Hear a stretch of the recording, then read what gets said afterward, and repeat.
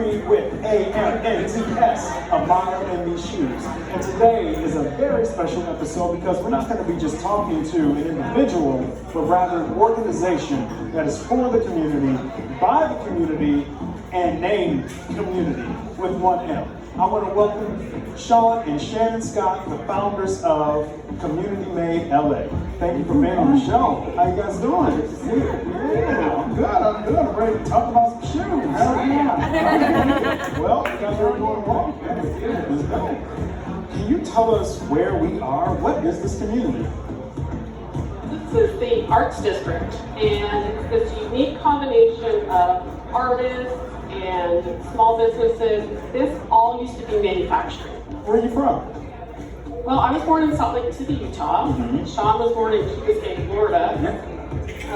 So yeah, kind of came coastal and we're here together in LA. But we've lived in the LA community for over 20 years. Yeah, this is home for sure. So how did you guys meet? Was it through the shoe industry? Shockingly, yes.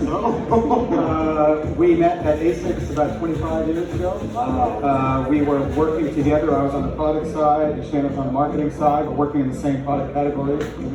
And I like to say I fell in love with her competence. What drew you to the shoe industry? There is no rhyme or reason to those paths. I think Sean has a more linear one than I did. But yeah, my college degree is computer science. What? Nothing related to that. I just happened to have a friend who was working at ASICS at the time, and they needed some help, and so I blindly went in and just fell into it, and I loved it. I, at one point, took a break because I thought, I'm 20 years into this business. I didn't set out to be in the shoe business. Maybe it isn't my chosen path. Well, it turned out when I took a break, I really understood that all these accidental falls into the next job, they fell with purpose, you know. And I love shoes. I'm that guy. I'm always picking up a shoe and bending it, and twisting it, and touching it. It's just who I am. It's just what I do. How was Community Made conceived? Oh man, it's like a lot of stories. It was conceived out of a need for something I personally wanted that didn't exist in the market. 95% of shoes are made, you know, in Asia, mass production style. The idea of making shoes here just kept growing and building. And then Shannon was on a similar journey about bringing community into business. I'm standing here talking to one of the founders of Tom. Yeah. So what was that like? It was amazing. It was 5 guys in the garage that in 8 years became a $500 million company that had a serious impact on the way people do business, doing good for people. There was kind of this perspective shift with Tom's that happened with me and Shannon. We had already been in the shoe business a while. We were the veterans of that whole scene, right? So we thought, well, we're making shoes, we're selling shoes, and there's a good giving component to it, but that was the end of it. And we went on the first shoe drop where we gave away, we had done business for 6 months, and we went to Argentina, into the jungle, to give away shoes. And we saw firsthand that these shoes actually have a real impact. What has been the impact from this particular community? We love LA. It was, when we were talking about starting a business, it wasn't really any debate about that it needed to be somewhere near downtown LA. We came to the Arts District. It was the first stop on what was to be several stops of areas we wanted to look at. And we never really made it out of the Arts District. So we have walked all around the fabulous Arts District only to land at Community Made Store. Is this it? This is the storefront? Can we go in? Let's go. Can you talk about the thought process between this space? Yeah, I think what we wanted to envision was really something that people had never really experienced before, because a lot of times the production is separated from the actual retail part of it. So we saw a blend of it, plus we used it for events. What makes your design aesthetic different? That's a good question. We wanted to make classic designs kind of that can be worn for a long time. The style is timeless. But we also wanted it to be unique. And you know, how do you make an iconic design? You can't sit down. We thought about any iconic design comes from its environment. So we thought, let the environment design the shoes to a large part. And here, since labor is such a big consideration, there's less stitching on the shoe. So you see in a lot of the shoes, there's a big panel of leather, like the one you have in your hand. It's really a single piece of leather just stitched in the back. And then what happens is you find that there's all these opportunities that open up. Leather is this amazing material that will stretch in certain areas, pull in other areas. It's antimicrobial, it's breathable. And if you're using a bunch of pieces and stitching them together, you don't let the leather do its thing. So we found that we have a much more comfortable, longer lasting shoe by letting the environment design it. I know sustainability is a huge asset to your company. Can you talk about why sustainability is so important to you? Overseas mass production. It's just riddled with sustainability issues, from coal burning factories to shortcuts in sustainability in the manufacturing itself. There just isn't that consideration that we have here. We really wanted to find a way to do it better. And if we're here, we can monitor all aspects of the production, including sustainability from the very beginning. So Shannon, these are some amazingly cool cheetah print shoes you got on here. I have to ask, do you guys exclusively wear your own shoes? That's a really good question. I'd say 90% of the time we're in our own shoes. We're out doing true athletic endeavors. We've got biking shoes. I've got, yoga after. Right. So yeah, for specific athletic endeavors, we've got truly athletic shoes. That's where we came from. So we gotta ask, walking with this amazing pair of shoes, tell us about your shoes. These are a pair of New Rock boots. This is a company from Barcelona, but I wore these especially today because they are a special made to order brand. And they are also a very sustainable conscious leather company because they also do vegan leather. Love those shoes, but we have a pair for you that's really special that isn't even on the market yet that we'd love for you to try on. It's a variation of our new traction shoe, but let's go check those out. That same 85% recycled content for the mock midsole that we talked about. This colorway is so fresh that it actually really goes with your Oh my gosh. your amazing outfit today. So,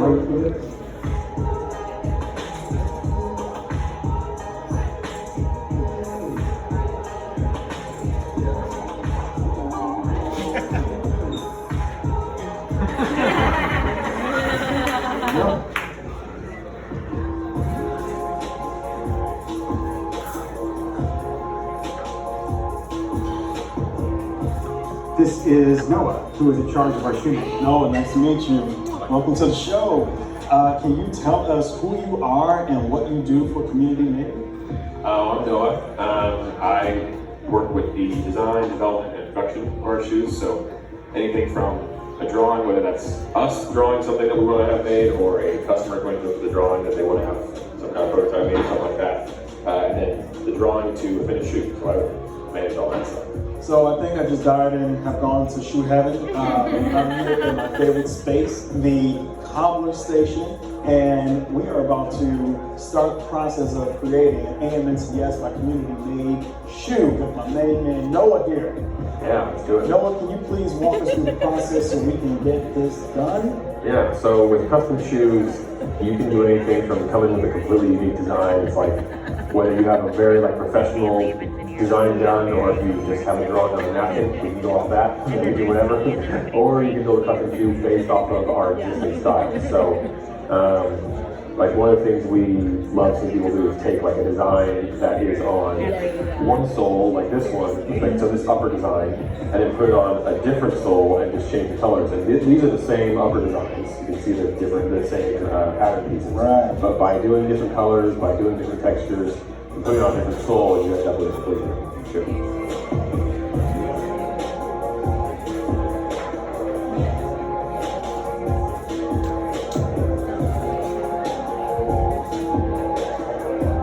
Can we see some fabrics? Yeah, let's go to the linen wall.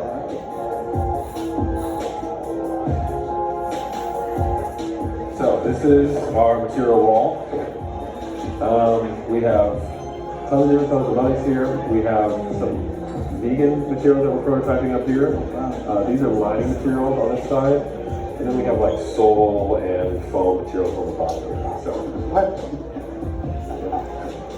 we have some leather suppliers that we work with that are global and local, but then we also have factories that we work with who just have big piles of dead stock. Oh, that are wow. like from their big production lines that didn't have anything to do with this leftover material that they'll just sell to us. And so we can get this wild stuff, and it's technically waste material because they weren't going to use it. But whereas the post-industrial stuff, we can still find use for it. So that's actually what this was, that gold python. And we were able to pull from one of those factories. The next part of the process is choosing your particular materials. Okay. And applying it to the design that we make. So basically we'll put together a mock-up for you of like a high top version of the shoe you plan out, and then we'll figure out like what color combos you want, and then you apply the materials here to that. Dude, this is gonna be a cool shoe.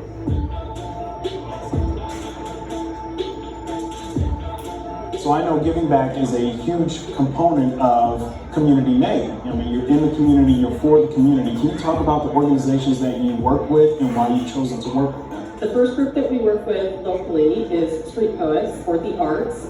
The second is Youth Mentor Connection for education. And then the third is People Concern for the homeless. And each of these groups work with at-risk population. And really the idea is that it's about a sustainable solution. So we talk about giving a hand up versus just a handout. We love that. So we get to work with them on a daily basis. Sean's on the board at Street Poets. So, these are people that are out there doing, amazing work, and we just want to make sure that they're supported. We drive by Skid Row every day, and we have, a lot of the unhoused population coming by, and as much as possible, we try and get them, on a path to sustainability for themselves. And, I think it's just such a great reminder to us to be in somebody else's shoes, no pun intended. Really think about what their day is like and acknowledging that they're going through struggles and how can we help them. That's what a community is. It's supporting each other. It's not just about the single. It's about, it's not me, it's me. What is it in your personal life that has, just inspired you to have the awareness that you do to come to a community and really try to give back to them? Like, what is that about? Why are you doing that? Well, my short answer is when I worked at ASICS, the founder, he really started the company to help his community in Kobe after World War II. For playing the street without shoes, and he felt sports was really a great way to bring them all back together. He just started making shoes for his community to help, build it back up again. But I think as you go through life, you kind of, when you get older and see things that are happening, and you can't not get involved. It's just not an option anymore. You have to take responsibility for other people. Guys, this has been an incredible episode, getting to know the community. This is the community, and this is exactly where the products are made. It's made with a lot of love. It is a labor of love, and we love that you tuned in with us. We want to thank the entire team. We've got Noah, we've got Herbert, we've got Eric, we've got Sean, we've got Shannon, and we've got Jay Mallory McCree. This is AMNTS, A Mile in These Shoes. We love you. Thank you.